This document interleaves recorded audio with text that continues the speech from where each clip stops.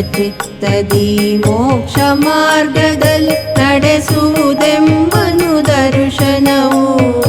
ಸಮ್ಯಕ್ ಜ್ಞಾನವ ನಾವು ಪಡೆಯಲು ಮೊದಲ ಮೆಟ್ಟಿಲೇ ದರ್ಶನವು. ಮೊದಲ ಮೆಟ್ಟಿಲೇ ದರ್ಶನವು ಸಮ್ಯಕ್ ದರ್ಶನ. ಸಮ್ಯಕ್ ದರ್ಶನ. ಸಮ್ಯಕ್ ದರ್ಶನ. ಸಮ್ಯಕ್ ದರ್ಶನ.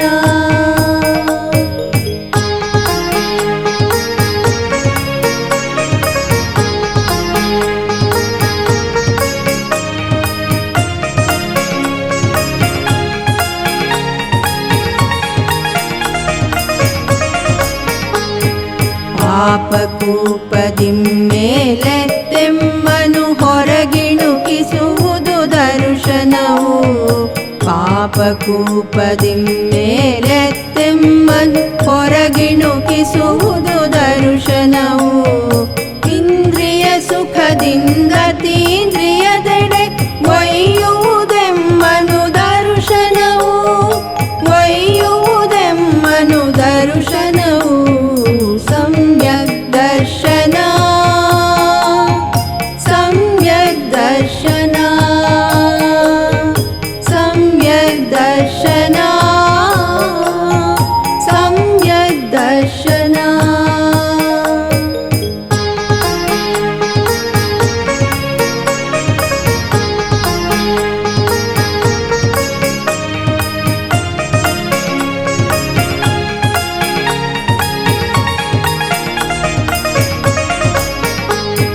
ಸಮ್ಯಕ್ ದರ್ಶನದ ಮಹಿಮೆಯನ್ನು ಸಾರುವ ಕಥೆಯನ್ನು ಪೇಳುವೆವು.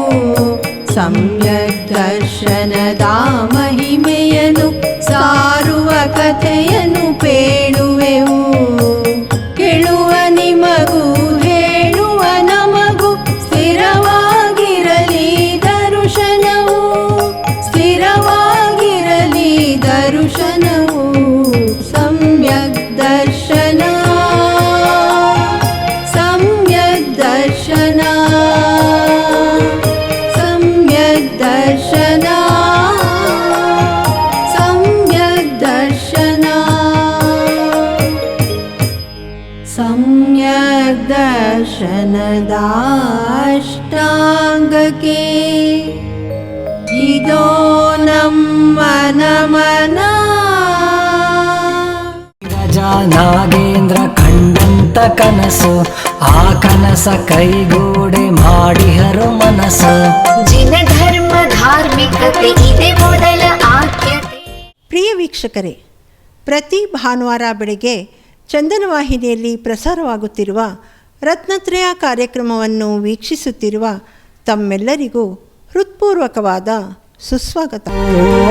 ರತ್ನತ್ರಯ ರತ್ನತ್ರಯ ರತ್ನತ್ರಯ ರತ್ನತ್ರಯ.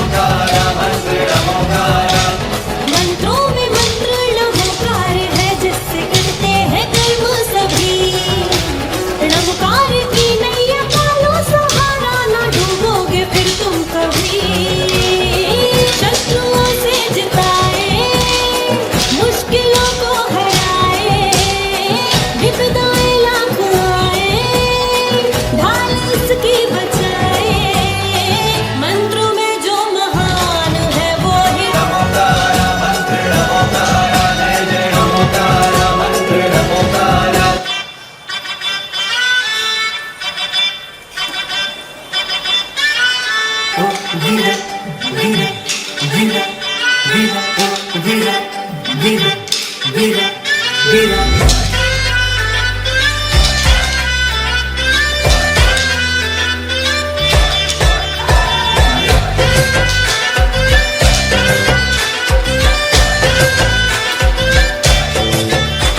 वो त्रिशूला के लाल जन्मे कुंडलपुर ग्राम भक्ति का मौसम छे महावीरा मेरे पास रह जाओ मेरे साथ भक्ति का मौसम चले ओ त्रिशूला के लाल जन्मे कुंडलपुर ग्राम भक्ति का मौसम छे महावीरा मेरे पास रह जाओ मेरे साथ भक्ति का मौसम चले हो जाए मुझको अगर दर्श तेरा तो पालूं मैं सारा जहां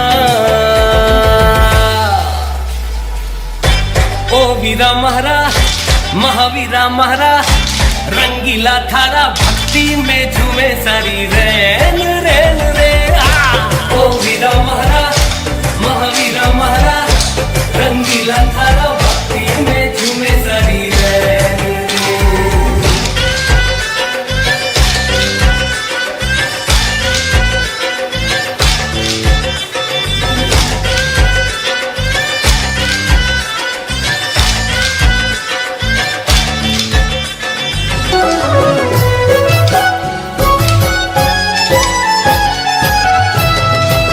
ओ मैया जिन शासिनी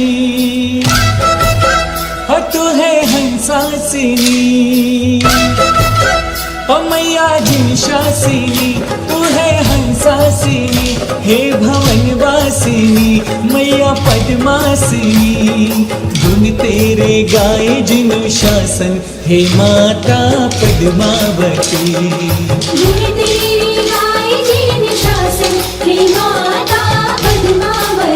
ओ मैया जिन शासिनी तू है हंसासिनी हे भवनवासिनी मैया पद्मासिनी गुण तेरे गाए जिन शासन हे माता पद्मावती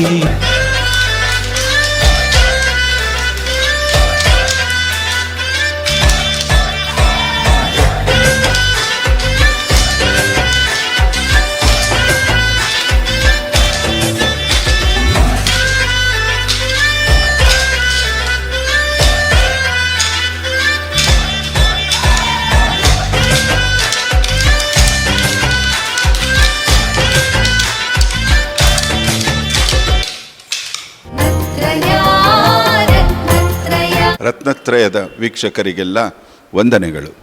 ಶುಲ್ಕ ಜಿನೇಂದ್ರ ವರ್ಣಿ ಅವರ ಜೈನೇಂದ್ರ ಸಿದ್ಧಾಂತ ಕೋಶವನ್ನು ಕನ್ನಡಕ್ಕೆ ವಿದುಷಿ ಕೌಸಲ್ಯ ಧರಣೇಂದ್ರ ಮತ್ತು ಡಾಕ್ಟರ್ ಸರಸ್ವತಿ ವಿಜಯ್ ಕುಮಾರ್ ಅವರು ಅನುವಾದಿಸಿದ್ದಾರೆ.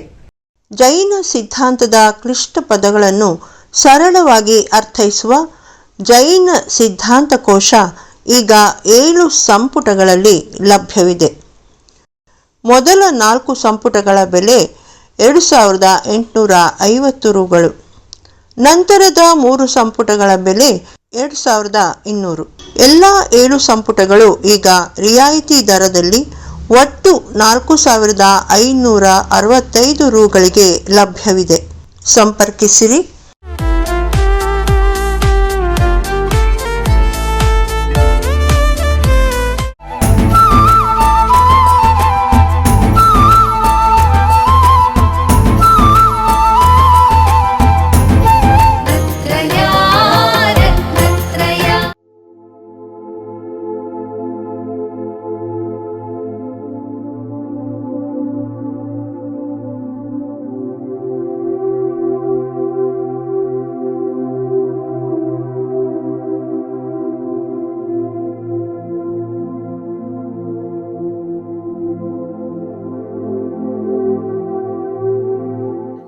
ಇದು ಉತ್ತಮ ಮಾಹಿತಿಯನ್ನು ಕೊಡಲಿ ಮತ್ತು ಶಾಶ್ವತ ದಾಖಲೆಯಾಗಿ ಉಳಿಯಲಿ ಅಂತ ನಾನು ಆಶಿಸ್ತೇನೆ. ಇದು ಮುಂದಿನ ಪೀಳಿಗೆಗೆ, ಮುಂದಿನ ಜನಾಂಗಕ್ಕೆ ಸಾಕ್ಷ್ಯಚಿತ್ರವೂ ಆಗಲಿ. ಇಂತಹ ಕಾರ್ಯಕ್ರಮವನ್ನು ಅವ್ರ ಮುಂದೆ ಅನುಸರಿಸುವಾಗ ಇದರಿಂದ ಅಮೂಲ್ಯವಾದ ಮಾಹಿತಿಗಳು, ಸಂದೇಶಗಳು, ಆದರ್ಶಗಳು ಅವರು ಸಿಗಲಿ ಅಂತ ಹಾರೈಸ್ತೇನೆ. ಎಲ್ಲರಿಗೂ ಶುಭವಾಗಲಿ. ಭಗವಾನ್ ಬಾಹುಬಲಿಯ ಸಂದೇಶ ಮತ್ತು ಅವನ ಆದರ್ಶ ನಮ್ಮೆಲ್ಲರ ಪಾಲಿಗೆ ಚಿರ ಸಂತೋಷವಾಗಿ ಇರುವಂತಾಗಲಿ ಅಂತೇಳಿ ಹಾರೈಸ್ತೇನೆ.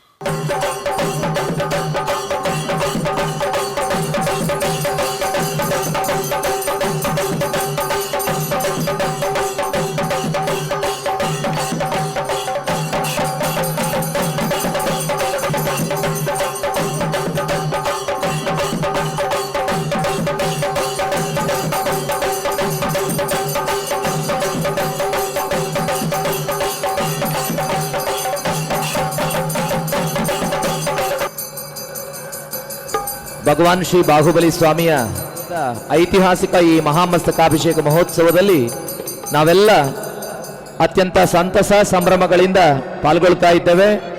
ಭಗವಾನ್ ಶ್ರೀ ಬಾಹುಬಲಿ ಸ್ವಾಮಿಯ ಮಹಾಮಸ್ತಕಾಭಿಷೇಕದ ಈ ಸಂದರ್ಭದಲ್ಲಿ ನಾಡಿನಾದ್ಯಂತದಿಂದ ಅನೇಕ ಮಂದಿ ತಾವೆಲ್ಲ ಬಂದಿದ್ದೀರಿ. ತಮ್ಮನ್ನ ಈ ಮಸ್ತಕಾಭಿಷೇಕಕ್ಕೆ ಮತ್ತೊಮ್ಮೆ ಸೇವಾಕರ್ತೃಗಳ ಪರವಾಗಿ ನಮ್ಮ ಮಹಾಮಸ್ತಕಾಭಿಷೇಕ ಮಹೋತ್ಸವ ಸಮಿತಿಯ ಪರವಾಗಿ ಪ್ರೀತಿಯಿಂದ ಸ್ವಾಗತಿಸ್ತಾ ಇದ್ದೇವೆ.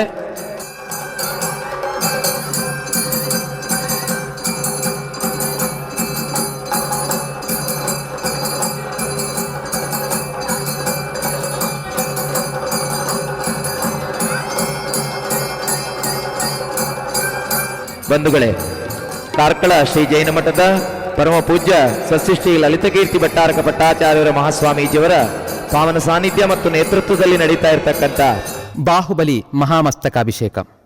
ವೈರಾಗ್ಯಮೂರ್ತಿ ಬಾಹುಬಲಿಗೆ 12 ವರ್ಷಕ್ಕೊಮ್ಮೆ ನಡೆಯುವ ಮಹಾಮಸ್ತಕಾಭಿಷೇಕ ಶಾಂತಿಯನ್ನು ಸಾರುತ್ತಾ ತನ್ನ ತ್ಯಾಗದ ಸಂದೇಶವನ್ನು ಮತ್ತೆ ಮತ್ತೆ ನೆನಪಿಸುವಂತೆ ಮಾಡುತ್ತದೆ.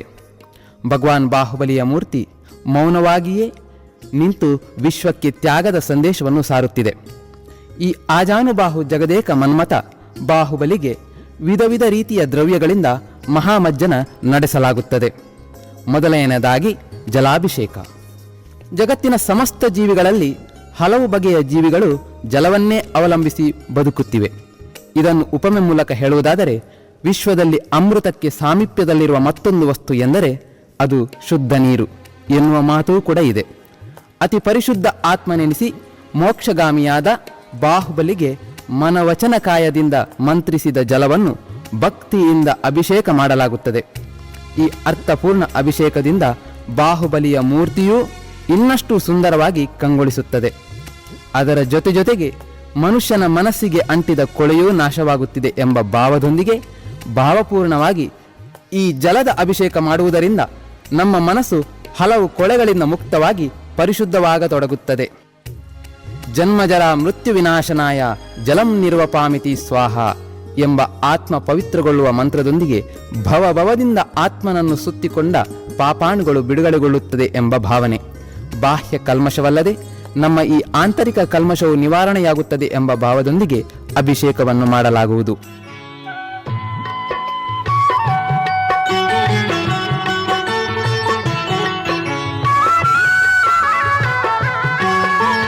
ಬಾಹುಬಲಿ ಮಹಾಸ್ವಾಮಿಯ ಮಸ್ತಕಾಭಿಷೇಕ. ಬಾಹುಬಲಿ ಮಹಾಸ್ವಾಮಿಯ ಮಸ್ತಕಾಭಿಷೇಕ. ಧನ್ಯ ಧನ್ಯರು ಲೋಕ ಜನ ಈ ಶುಭ ದಿನ ಜನ್ಮವು ಪಾವನ. ಧನ್ಯ ಧನ್ಯರು ಲೋಕ ಜನ ಈ ಶುಭ ದಿನ ಜನ್ಮವು ಪಾವನ. ಮಸ್ತಕಾಭಿಷೇಕ. ಬಾಹುಬಲಿ ಮಹಾಸ್ವಾಮಿಯ ಮಸ್ತಕಾಭಿಷೇಕ. ಮಸ್ತಕಾಭಿಷೇಕ ಮಹಾಮಸ್ತಕಾಭಿಷೇಕ.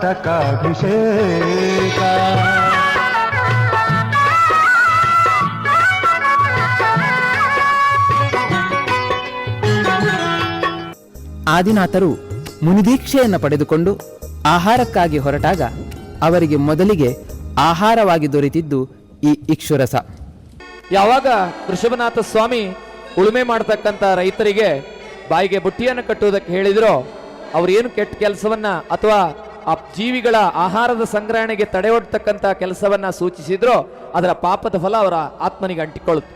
ಮುಂದೆ ವೃಷಭನಾಥ ಸ್ವಾಮಿ ನೀಲಾಂಜನ ನೃತ್ಯವನ್ನು ಕಂಡು ವೈರಾಗ್ಯವನ್ನು ಪಡೆದು ತಪಸ್ಸಿಗೆ ಹೋದಂಥ ಸಂದರ್ಭದಲ್ಲಿ ತಪಸ್ಸನ್ನ ಮಾಡ್ತಾ ಇದ್ದಂಥ ಕಾಲದಲ್ಲಿ ಆಹಾರಕ್ಕಾಗಿ ಮತ್ತೆ ಪಟ್ಟಣಕ್ಕೆ ಬಂದಾಗ ಯಾವ ವ್ಯಕ್ತಿಗಳಿಗೂ ಕೂಡ ಅವರಿಗೆ ಆಹಾರವನ್ನು ಕೊಡ್ತಕ್ಕಂಥ ವಿಧಾನ ತಿಳಿದಿರಲಿಲ್ಲ. ಹಾಗಿರ್ಬೇಕಾದ್ರೆ ಜನ ಏನೇನೋ ವರ್ತನೆಗಳನ್ನು ತೋರಿಸಿದ್ರು, ಪ್ರಾಣಿಗಳನ್ನು ತೋರಿಸಿದ್ರು, ಪಾತ್ರೆಗಳನ್ನು ತೋರಿಸಿದ್ರು, ತಮ್ಮಲ್ಲಿ ಏನಿದೆಯೋ ಆ ವಸ್ತುಗಳನ್ನೆಲ್ಲ ಈ ಮಹಾಪುರುಷನಿಗೆ ಕೊಡಬೇಕು ಅಂತ ಪ್ರಯತ್ನ ಪಟ್ಟರು ಕೂಡ ಆಹಾರ ಸ್ವೀಕಾರ ಮಾಡೋದಕ್ಕೆ ಸಾಧ್ಯ ಆಗಲಿಲ್ಲ. ಯಾಕಂದ್ರೆ ಆಹಾರ ನೀಡತಕ್ಕಂಥ ವಿಧಾನವೇ ಗೊತ್ತಿರಲಿಲ್ಲ, ನವದಾ ಭಕ್ತಿ ಗೊತ್ತಿರಲಿಲ್ಲ. ಅಂತಹ ಸಂದರ್ಭದಲ್ಲಿ ಕೊನೆಯದಾಗಿ ಅವರಿಗೆ ಆಹಾರವನ್ನು ಕೊಟ್ಟವನು ಶ್ರೇಯಾಂಸ ಕುಮಾರ. ಶ್ರೇಯಾಂಸ ಕುಮಾರ ಜಾತಿಸ್ಮರಣೆ ಉಂಟಾಗಿ ಪೂರ್ವಜನ್ಮದಲ್ಲಿ ಮಡದಿಯಾಗಿದ್ದಂಥ ಆ ಜೀವ ಮರುಜನ್ಮದಲ್ಲಿ ಶ್ರೇಯಾಂಸ ಕುಮಾರನಾಗಿ ಹುಟ್ಟಿದ್ದರಿಂದ ಆ ಶ್ರೇಯಾಂಸ ಕುಮಾರ ಇಕ್ಷುರಸದಿಂದ ವೃಷಭನಾಥ ಸ್ವಾಮಿಗೆ ಆಹಾರ ದಾನವನ್ನು ಮಾಡಿದ. ಆಗ ಪಂಚಾಶ್ಚರ್ಯಗಳು ಕಾಣಿಸಿಕೊಂಡು ಆಹಾರವನ್ನು ಸ್ವೀಕಾರ ಮಾಡಿರ್ತಕ್ಕಂಥ ವೃಷಭನಾಥರು ಪುಣ್ಯ ಅಕ್ಷಯವಾಗಲಿ ಅಂತಕ್ಕಂಥ ಒಂದು ಆಶೀರ್ವಾದವನ್ನು ಕೊಟ್ಟರು. ಆದ್ರಿಂದ ಆ ದಿವಸಕ್ಕೆ ಅಕ್ಷಯ ತದಿಗೆ, ಅಕ್ಷಯ ತೃತೀಯ ಅಂತ ನಾವು ಕರೀತೇವೆ. ಬಂಗಾರ ತೆಕ್ಕೊಳ್ಳಿಕ್ಕೆ ಇರ್ತಕ್ಕಂಥದ್ದಲ್ಲ, ಆಹಾರ ದಾನ ಮಾಡೋದಕ್ಕೆ ಇರ್ತಕ್ಕಂಥದ್ದು ಅಕ್ಷಯ ತದಿಗೆ, ಅಕ್ಷಯ ತೃತೀಯ. ಅಂತ ವಿಶೇಷತೆಯನ್ನು ಹೊಂದಿರತಕ್ಕಂಥ ಹಿನ್ನೆಲೆಯಲ್ಲಿ ಇಕ್ಷ್ವಾಕು ವಂಶ ಅಂತ ನಾವು ವೃಷಭನಾಥ ಸ್ವಾಮಿಯ ಆ ವಂಶಕ್ಕೆ ಹೆಸರಾಯಿತು. ಕಬ್ಬಿನ ಹಾಲನ್ನು ತೆಗೆಯಲು ಸ್ವಲ್ಪ ಕಷ್ಟವಾದರೂ ಅದರ ಹಾಲು ದೊರೆತ ನಂತರ ಸಿಹಿಯೂ ಕೂಡ ಅಷ್ಟೇ.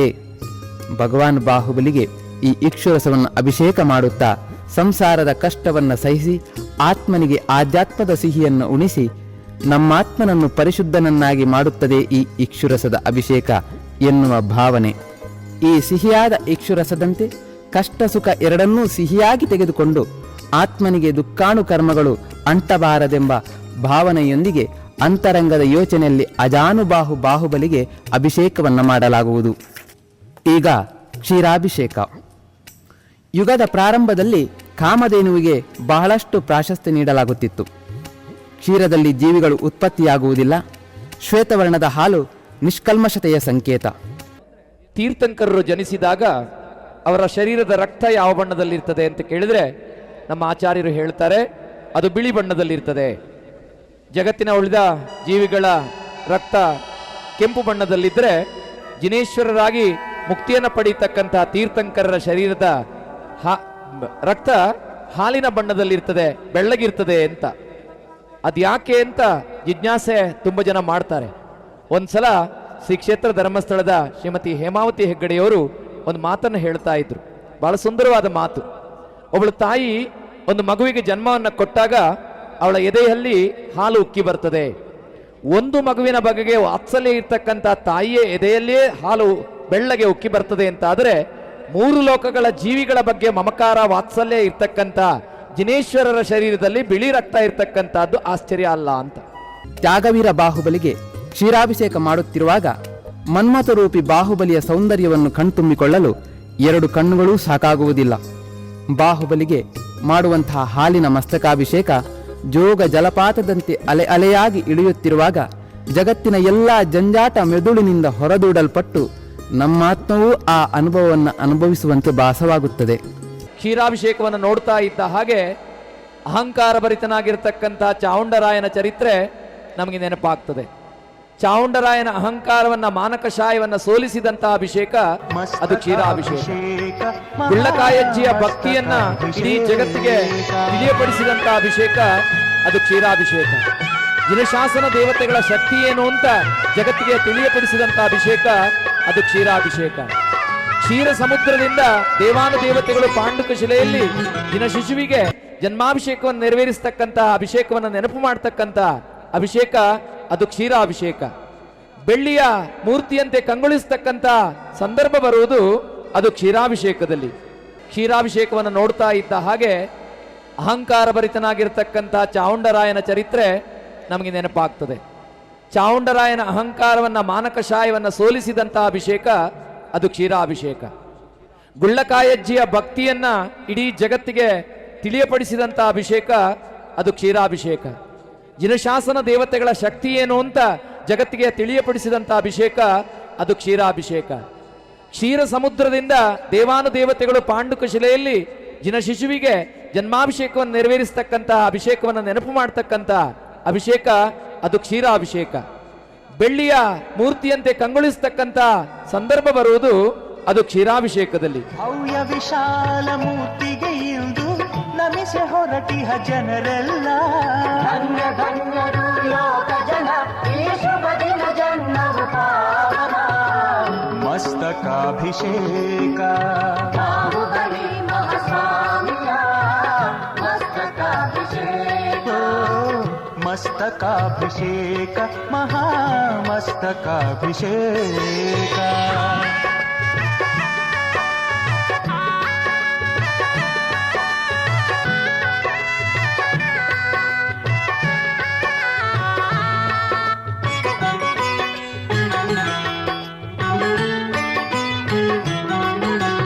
ಋಷಭದೇವ ಪಿತ ಮಾತಾ ಸುನಂದ ದೇವಿಯ ಸುಕುಮಾರ.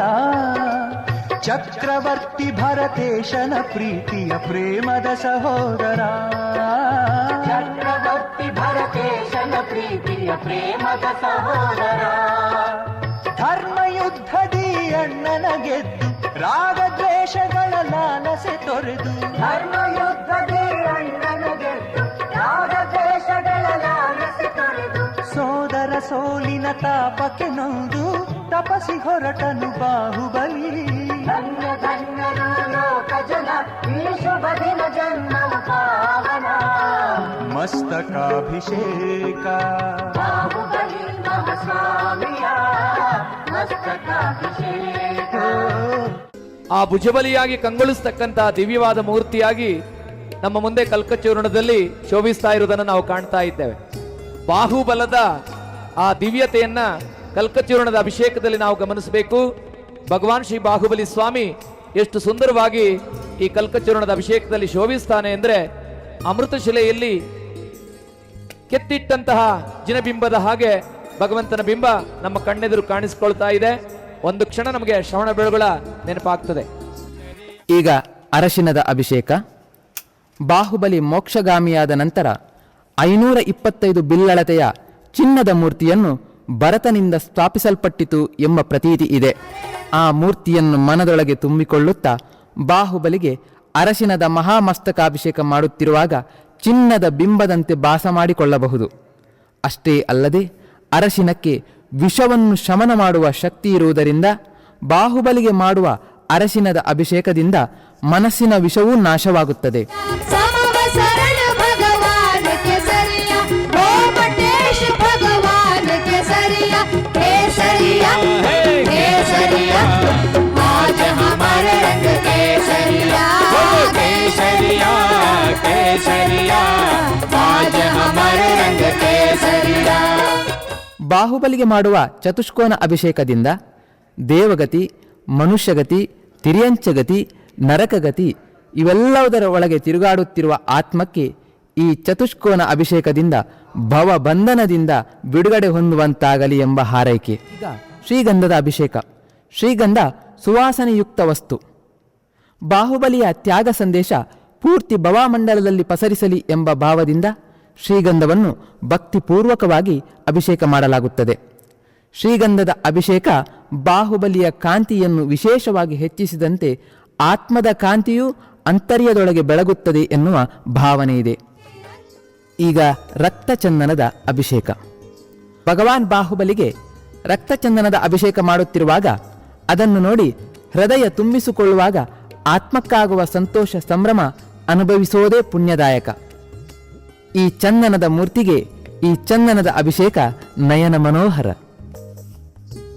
ಭಕ್ತ ಸಾಗರವು ತಬಕಿಸಿ ನಡೆದು ಅಭಿಷೇಕ ಮಾಡಿದರು. ಭಕ್ತ ಸಾಗರವು ತವಕಿಸಿ ನಡೆದು ಅಭಿಷೇಕ ಮಾಡಿದರು. ಭಾರತ ಖಂಡಕ್ಕೆ ಸೀಮಿತವಲ್ಲ, ಲೋಕದಿ ತ್ಯಾಗಿ ಇವನಂತಿಲ್ಲ. ಭರತ ಖಂಡಕ್ಕೆ ಸೀಮಿತವಲ್ಲ. ಬಾಹುಬಲಿ ಮೂರ್ತಿಗೆ ಅಷ್ಟಗಂಧದ ಅಭಿಷೇಕ ಮಾಡುತ್ತಿರುವಾಗ ಆತ್ಮಕ್ಕಂಟಿದ ಅಷ್ಟಕರ್ಮಗಳು ಅಂದರೆ ಜ್ಞಾನಾವರಣೀಯ, ದರ್ಶನಾವರಣೀಯ, ಮೋಹನೀಯ, ವೇದನೀಯ, ನಾಮ, ಆಯು, ಗೋತ್ರ, ಅಂತರಾಯ ಹೀಗೆ ಎಲ್ಲವೂ ಸಂಪೂರ್ಣವಾಗಿ ನಮ್ಮಿಂದ ಬಿಡಿಸಿಕೊಂಡ ಭಾವನೆ. ವಾಸನೆಯು ಮನದಲ್ಲಿರುವ ಎಲ್ಲ ಕೆಟ್ಟ ವಾಸನೆಯನ್ನು ಒಳ್ಳೆಯ ಪರಿಮಳಯುಕ್ತವಾಗಿ ಪರಿವರ್ತಿಸುತ್ತದೆ ಎಂಬ ಭಾವವು. ಹೂವಿನ ಮಾಲೆ, ಪುಷ್ಪವೃಷ್ಟಿ ಮತ್ತು ಕನಕವೃಷ್ಟಿ.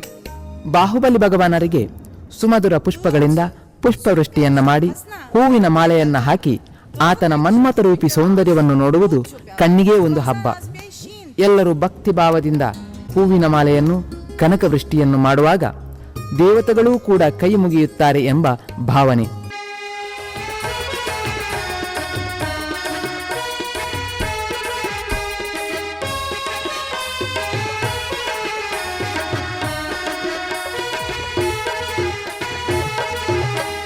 सर्वांग सुंदर गोमटेशा, धर्मांग हमदर गोमटेशा, कर्मांग करसेद गोमटेशा, मुक्तांगणावर गोमटेशा. हे गोमटेशा नम गोमटेशा, बाहुबलेशा गोमटेशा, गोमटेशा ನಮ್ಮ ಗೊಮ್ಮಟೇಶ ಬಾಹುಬಲೇಶ ಗೊಮ್ಮಟೇಶ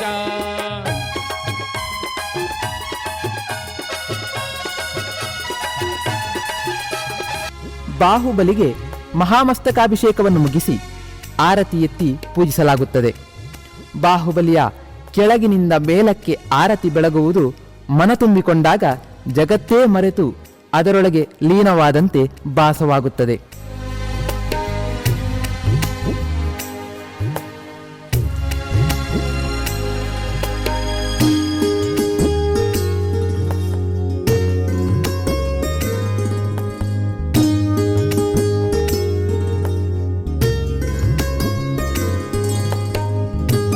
ಪೂರ್ಣಾಭಿಷೇಕದೊಂದಿಗೆ ಮಹಾಶಾಂತಿ ಮಂತ್ರ ಸರ್ವೇ ಜನ ಸುಖಿನೋ ಭವಂತು ಎಂಬ ವಿಶ್ವದ ಶಾಂತಿ ಬಯಸುತ್ತಾ ತಾನೂ ಬದುಕಿ ಇತರರನ್ನೂ ಬದುಕಬಿಡಬೇಕೆಂಬ ತತ್ವದೊಂದಿಗೆ ಈ ಪೂರ್ಣಾಭಿಷೇಕ ಜಗತ್ತಿಗೆ ಶಾಂತಿ ಸಂದೇಶವನ್ನು ಸಾರುತ್ತದೆ. ಸಮಸ್ತ ಸಕಲ ಜೀವಿಗಳಿಗೆ ಒಳ್ಳೆಯದನ್ನೇ ಬಯಸುತ್ತಾ ಮಹಾಶಾಂತಿ ಮಂತ್ರವನ್ನು ಪಠಿಸಲಾಗುತ್ತದೆ. ಬಾಹುಬಲಿ ಮಹಾಮಸ್ತಕಾಭಿಷೇಕದೊಂದಿಗೆ ವಿಶ್ವ ಶಾಂತಿಯನ್ನು ಬಯಸುತ್ತಾ ಇಡೀ ವಿಶ್ವಕ್ಕೆ ವಿಶ್ವವೇ ಸಮೃದ್ಧವಾಗಿ ಬಾಳಲಿ, ತ್ಯಾಗವೀರ ಬಾಹುಬಲಿಯ ಆದರ್ಶಗಳು ತತ್ವ ಸಿದ್ಧಾಂತಗಳು ಪ್ರತಿಯೊಬ್ಬನ ಜೀವನದಲ್ಲೂ ನೆಲೆ ನಿಲ್ಲಲಿ ಎಂಬ ಭಾವನೆಯೊಂದಿಗೆ ಎಲ್ಲರಿಗೂ ಜೈ ಜಿನೇಂದ್ರ. ನಾಗೇಂದ್ರ ಕಂಡಂತ ಕನಸು ಆ ಕನಸ ಕೈಗೂಡೆ ಮಾಡಿಹರು ಮನಸ್ಸು. ಜಿನ ಧರ್ಮ ಧಾರ್ಮಿಕತೆ ಇದೆ ಮೊದಲ ಆದ್ಯತೆ.